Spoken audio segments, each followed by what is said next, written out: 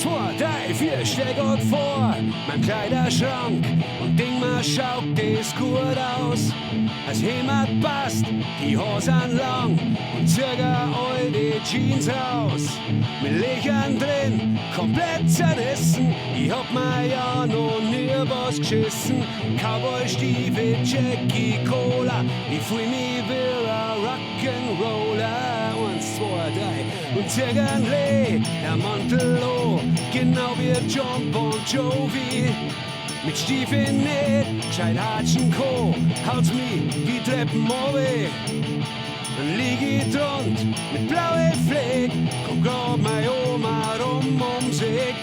In der Hand eine Flasche Bier, sie schaut mich an und meint zu mir. 1, 2, 3, 4. Haben's die mit dem Wurschtbrot aus dem Wald rausgezogen? Wie kommst denn du daher? Schamst du die denn gar nicht? Geh mal zum Friseur. Mit dem Wurschtbrot aus dem Wald rausgezogen. Wie schaust denn du bloß aus?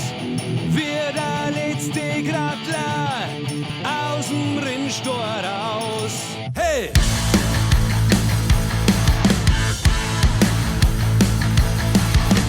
Das war jetzt schon ein bisschen krass und hat